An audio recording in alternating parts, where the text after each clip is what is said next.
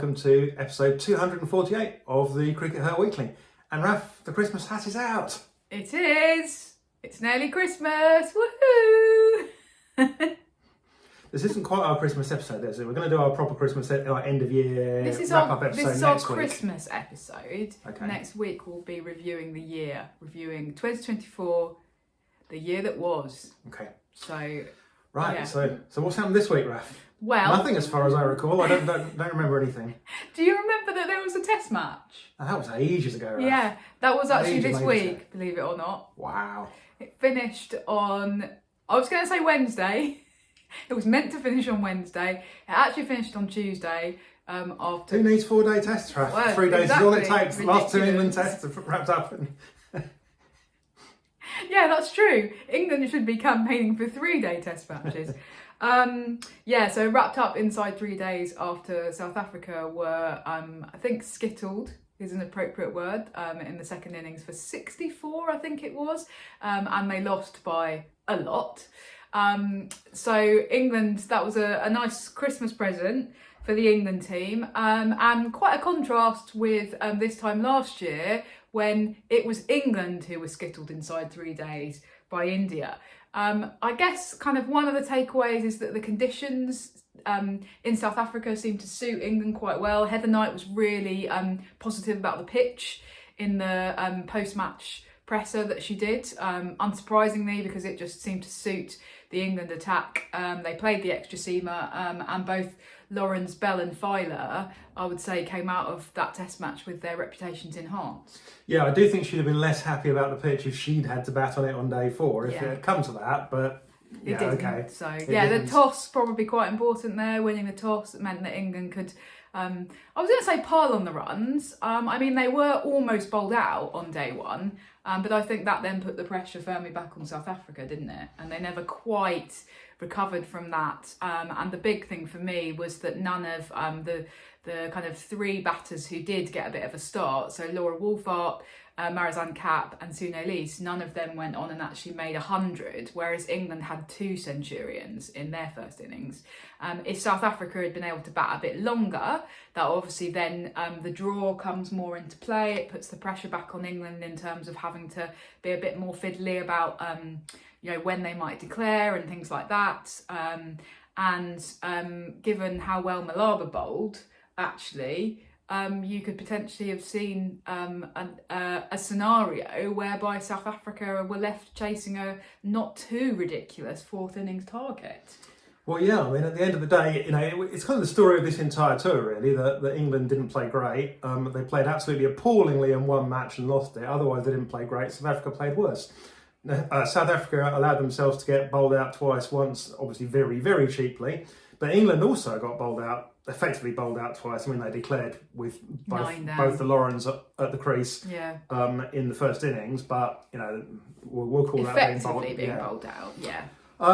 Is that ideal? Well, not really, and I don't think they made as many runs as they wanted to in either innings. Yeah. I think that they would definitely have wanted to make more in the first innings, and I think that actually they wanted a bigger lead in the second innings, even though I was sitting there encouraging them to declare and get on with it and make a game of it, because what I wanted was them to give something that South Africa could reasonably chase and, kind of prevent South Africa creating that scenario which happened last time, where South Africa just batted out for the draw. Obviously, in this instance, it turned out to be irrelevant because South Africa, crumbled like a crumbly thing in that final innings. Crumbling apple crumble.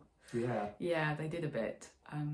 Yeah, and we need to talk about DRS in the test as well, don't we, Raf? Yeah. Because we did talk about it last. Shall we remind people what we said last weekend? Because we both made pretty much the same argument last weekend. What was it? What were we saying last weekend? Yeah. So my concern is that if we made a big thing of not having DRS, that Cricket South Africa would be discouraged from hosting future women's test matches because it's very expensive, and that therefore we should just kind of get on with it and not making it a talking point.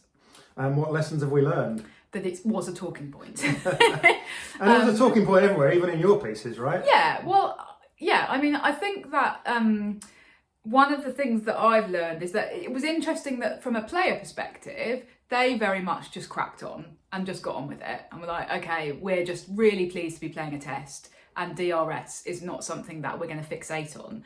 But they couldn't avoid talking about it because every single post-match press conference, the assembled media asked about DRS. On day one, it was, okay, Marizanne, you didn't get that wicket of Tammy Beaumont with your second ball of the game. Are you a bit cross? And Kat was not cross. Which, funnily enough, that would have been my headline if I'd been writing a piece just about her. She was just like, oh no, that's cricket. Sometimes you get the decision that goes in your favour and sometimes it doesn't. I don't know whether she would have felt the same way if Tammy had gone on and scored a double 100, but anyway, she didn't. Then there was obviously the big controversy about Laura Wolfart and whether she should have been out. And Wolfie was actually done for dissent in the end, which seems really unfair. Yeah, it felt like a very harsh punishment. I mean, she looked briefly at her bat and kind of shook her head ever so slightly, and then ended up getting a very similar punishment that Harmanpreet's got for all the things that she's done, which looked a lot more dissenty to me. Yeah, so I thought that was a bit harsh, and so that was obviously a bit of a talking point. And then on day 3, the big thing was about a dismissal that actually seemed to be the right decision that was made in the end, the Dirksen decision, but the weird thing was how they actually got there. Because the umpires sent it upstairs and we couldn't work out on what grounds they'd actually done that, and I'm still a bit confused as to what had actually happened. Yeah, so the law when we wind up going back and forth on this, and thanks to Nick Friend for actually knowing it better than I do because he set me straight on some of it. The law's about the order of things happening. So the point is that once it's sent upstairs, the umpire can use any means that they've got to check whether or not Dirksen hit it. It can only be sent upstairs if there's doubt about whether the ball the catch was taken fairly. So it's not, you can't go, well, there's doubt about whether she hit it, we can send that upstairs. You can't do that. You can only send it upstairs if there's doubt about whether the catch was taken cleanly or whether or not it was a bump ball. Now, it seemed pretty obvious to us it wasn't a bump ball, but Heather Knight in the press conference said, oh, actually, that's what they sent it upstairs for, a bump ball.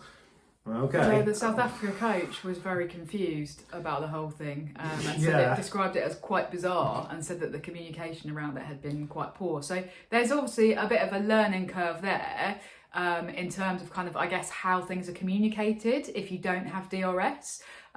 But anyway, the point that I was trying to make was that basically it was a talking point on all 3 days for different reasons, and that it kind of then becomes inescapable. And unfortunately, it feels that we've got to a point where whenever you don't have DRS in whatever match, even though it's only very recently that we've had it in any women's bilateral cricket, it just becomes the thing that people use as a stick to hit the cricket board with. And so that does make me a bit concerned now that we've got to a point where we can't host a women's test without DRS. Yeah, I mean, to a certain extent, Raph, I have changed my mind on that, I think, because of this. Because what I've realised is that if you don't have it, it just becomes the story and then it overshadows everything else. And that's just a pity. And we don't want that. And it does feel like it's got to the point where it is an inescapable thing. It feels like it's a thing you've got to have in the same way you've got to have stumps and a pitch. So it's really expensive, Sid. You actually mooted a couple of possible solutions. I mean, they need to find ways to kind of reduce the cost. I mean, essentially it is very expensive, but the Hawkeye system, which is made by Sony, is one of Sony's most profitable departments. Apparently, I mean, it's an internal thing, so nobody knows for sure. But it's rumoured to be extremely profitable for Sony. Sony could presumably therefore take a bit of a hit. You can find ways of potentially you could host the test as a sort of a back-to-back with a men's test where all of the setup is already installed, potentially. You could lean on Sony to reduce your costs for women's matches. Work in partnership with Sony. Tell the audience, the DRS provided by Sony says this kind of thing, which Sony seem really reluctant to do. It's branded as Hawkeye, even though it's owned by Sony. So it's kind of interesting that they don't do that anyway. But they need to find a way of doing that. That's the bottom line. Okay, fair enough. What do we think this means in terms of the kind of future of red ball and Test cricket, women's Test cricket in South Africa? They're not scheduled to play a test according to the FTP for 2 years. Yeah, I mean, the South African coach was very forthright afterwards that he was like, I'm going to change things. This will not happen again. I'm going to make sure that our players are better prepared next time. Thought that was actually really interesting. A little bit of humility there, which is not something that we see very often, unfortunately, from the England setup. When England lost that test in India last year, all of the messaging that came out of it was, oh well, doesn't really matter because we're not playing another one for quite a long time, and like just shrug your shoulders and get on with the next thing. The fact that the South Africa coach actually said this will never happen again was quite refreshing to hear somebody say something like that. Yeah, absolutely.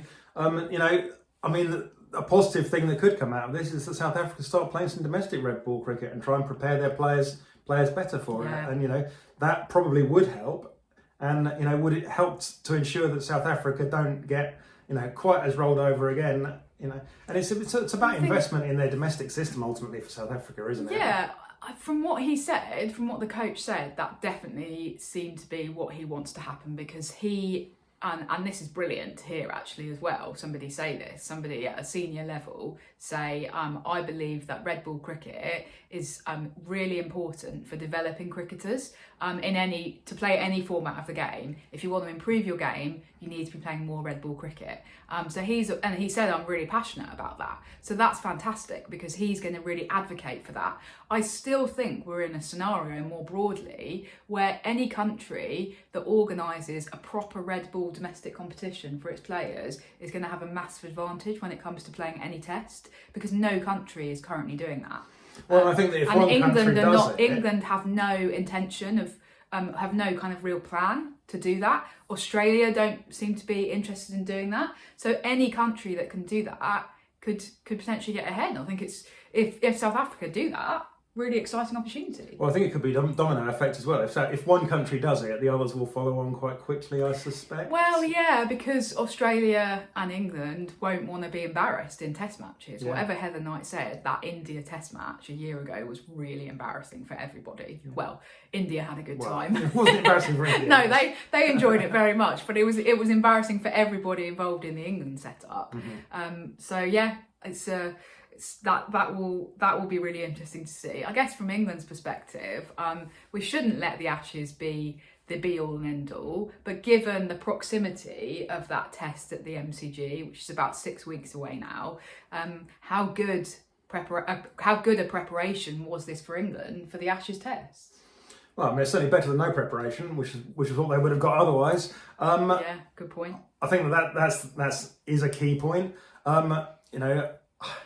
Are England, better prepared now really for facing, the bowlers that they're going to face at the MCG, and for facing the batting that they're going to face at the MCG? Yeah. I mean, obviously Australia did get punted out of the T20 World Cup, but in an age when we all thought that Australia's dominance was waning, their recent ODI performances, we've seen performances against India and against New Zealand, where Australia have just been absolutely dominant, have been piling on scores close to 300 with alarming regularity, and you can just see them doing that kind of thing in the test. I mean, if Australia end up batting first, you can see them piling on a huge number of runs, and then I'll come out and say it now that I think that Australia will win the test. If Australia bat first, they'll win the test by an innings.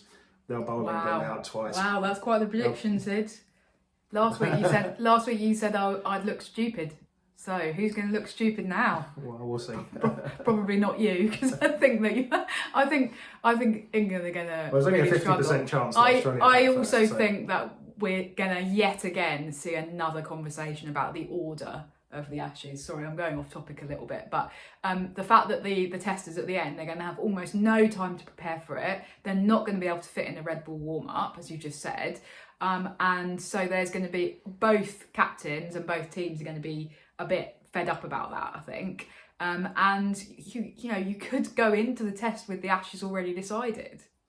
Yeah, although it's the one thing that you would want to win, even if you didn't win the Ashes, if that makes sense. Yeah, maybe, but how demoralised could England end up being in the event that Australia win the toss and make 550 in their first innings? Yeah, well, we'll find out. We will. We'll Sorry, right? Yes, let's leave that to future episodes. There's been some quite big news from the ICC this week, Sid. news that matches between India and Pakistan played at ICC events during the current rights cycle from 2024 to 2027. So any ICC events to be hosted in India or Pakistan will be played at a neutral venue proposed by the tournament host. The press release did also go on to say that this will also apply to the 2028 Women's T20 World Cup, which is going to be hosted by Pakistan. Yeah, no, it's interesting. So there's actually some serious confusion here, which I think is interesting of itself. Because the ICC sent out a press release, and the press release was really clear that this was matches between India and Pakistan. Yeah. So that would therefore be in the next World Cup. It would be when India and Pakistan play, and that would be the only match that would have to be hosted elsewhere, presumably the UAE. But they also put an article up on their website that said something completely different. And this is very, very different. The article on the website says all matches involving the non-home team of India and Pakistan, which would mean that all 7 of Pakistan's group matches in the 2025 World Cup would have to be played in the UAE, and potentially, if they got there, the semi-final and the final. We're just assuming the UAE as the neutral Yes. venue, by the way. That hasn't been... But it would have to be a neutral venue, Yes. and that's the most obvious one.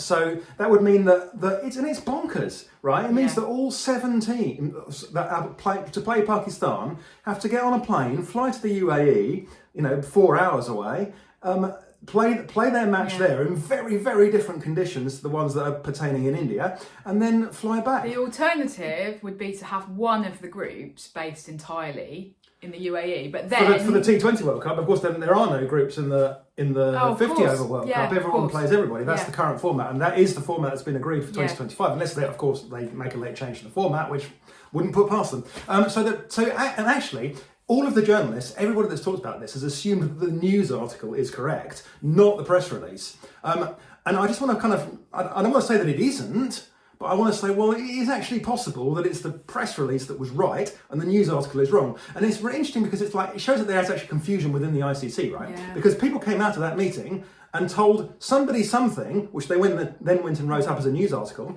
They told somebody else something else, which they then emailed to half the world's journalists. And, nobody's exactly sure. So don't be surprised if it doesn't come out and work out exactly as you might have heard. It may well be actually that it does only mean matches between India and Pakistan, which would make a lot more sense. Because, as I say, having all of Pakistan's matches hosted somewhere else is just bonkers. I can't believe the other boards would have agreed to this. It's very cricket, isn't it? It's a very cricket solution, which is basically, unfortunately, this is based on kind of messaging that's coming to the BCCI via the Indian government, that then means that the whole ICC has to make decisions that accord with India government diktats, basically. And to be fair, the Pakistan government was also involved in this, because this is partly driven by Pakistan throwing a fit over what the Indian government had dictated. So, Pakistan basically threatened to reciprocate the treatment that India had been handing out to Pakistan, and that's what's really driven the need for it's all a big mess. And a great example to my students, my sports journalism students, about how sport is political. And there's no getting around it. From a media perspective as well, it's already incredibly difficult to cover a women's international tournament and make any money. In fact, we've never made any money from any of the tournaments we've covered, have we? We've never been in profit because we've always had to fund our own travel. The idea that anyone is going to then therefore be able to just hop on a plane, as the players will have to, and cover either the 2025 50 over World Cup in India or the 20 over one in 2028 in Pakistan. And cover several matches in either the UAE or Malaysia or wherever they end up choosing. We already know that that the ICC are struggling to get journalists to cover women's global tournaments because there was almost nobody in the UAE in this year to cover including us, because it just wasn't feasible to do it. So the idea that they're now coming along and putting further barriers in the way of journalists. And fans, to be fair. And fans as well, of course, yeah. Sorry, I'm just thinking about it from a kind of journalistic If you want to follow all of England's matches, if you want to go to the World Cup in India next year and follow all of England's matches, it's suddenly even more complicated. Yeah, I mean, we don't have a schedule yet, and we've already kind of complained that I'm sure we'll get one at really 2 minutes to midnight the day before the tournament starts, Raf. Yeah, so it's just, what I mean by being very cricket is it's like let's shoot our sport in the foot from a kind of media and fan engagement perspective in order to fulfil sort of government demands. Some political obligations, yes. Just mad. So I guess we'll just have to kind of wait and see how happens. this pans out. Yeah, I'm not sure that it will pan out necessarily the way that everyone currently and thinks I'm it will. not sure that we'll get an answer, and as you say, until like very close to when the tournament actually starts. Finally this week, Sid, we need to talk about a piece that was in The Guardian this week about the best of the year. Yeah, it's actually, I'm very cross about this. It's a disgrace. Taylor Swift's album was excluded from the top 50 albums. Sid, that's not what I meant. Oh, this is a cricket podcast. Okay, I'm talking about my team of the year for The Guardian. Rafa, her team of the year for The Guardian. I did. Good. Thanks. And it's actually published in The Observer today. If you want to dash out to your newsagent and buy that. And the big talking point on social media and below the line was Nat Siver. Nat Siver not in the team of the year, Raf. Yeah. How do you justify that? Yeah. Well, after she just scored 100 as well. Okay, all right. So first of all, I just want to make this clear that due to demands of print, my team of the year had to be written before the England-South Africa test was played. So that needs to be factored in. Nat Siver was somebody who I definitely considered, but when you look at the numbers, I'm sorry, but she actually hasn't had a very good year. And this is not a list, as somebody actually helpfully pointed out below the line, this is not a list of the 11 best players in the world. If it was, it would look different. This is a list of the 11 players in the world who had the best calendar year. And she isn't one of them. If you look at the numbers, she is not in the top 10 run scorers in either ODI or T20 cricket. We have to be a bit more, with the numbers for tests, it's a bit trickier, obviously, because only a few countries play them and there are so few played. I think there have been like 3 or 4 played this year, and obviously the England v South Africa one couldn't be included. So that's why Nat Siver isn't in there. I've also got some stick on the Talking About Women's Cricket Facebook group for not including a specialist wicketkeeper. Now that may be fair enough because I did cheat, because I wanted Tammy Beaumont in there. Because she has had a very strong year if you look at her ODI numbers, and it's not fair to discount her just because she hasn't been selected for T20s, I don't think. And so she was my wicketkeeper. The trouble with having a specialist wicketkeeper in this team, isn't it, Raf, that basically every single year for the last 7 years it would have been Amy Jones. The 10 years before that it would have been Sarah Taylor every single year. Well, and that does sound like we're being very Anglo-centric, Sid, because some Australians might say actually it's Alyssa Healy.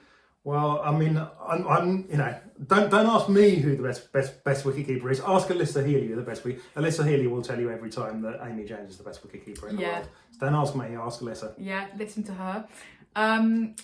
I have also been given the stick for including Shafali Verma, who was dropped for the India v Australia ODIs.